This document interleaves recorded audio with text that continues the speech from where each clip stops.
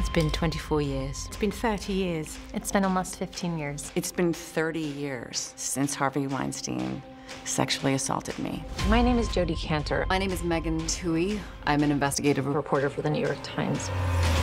You have to imagine that every call you make is being recorded and you're being followed. I was one of the women that went on the record in the article that came out. Sometimes it feels like it just happened yesterday. At other times it feels like lifetimes ago. I was a very different person in 1998. I was young, scared. I had started my own theater company. I was way ahead of the game. And then I was assaulted by Harvey, and it really disrupted my career. I pulled back. It's not something I dwelt on until I got a phone call from a Weinstein ex-employee asking me if I'd spoken to any journalists. And a week later, I got a phone call from Jodi Kantor, and I was ready to tell her everything. It was like he took my voice that day, just when I was about to start finding it. She'll go down in the history books as the first, and to watch her take back her voice was really inspiring. You can use anything I've said.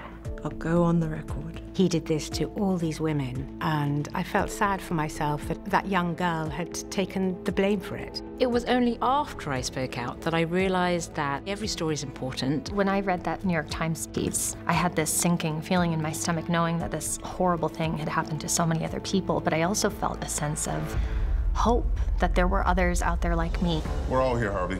Who have you talked to? Nothing was as powerful as our brave sources and the truth. And look at the impact. There was a positioning of my story among the Asian community that was very different from the stories that were already out there, that had felt that there was no voice that spoke for them. The outcome changed the lives of women everywhere. And while we know we still have a long way to go, there's no turning back now.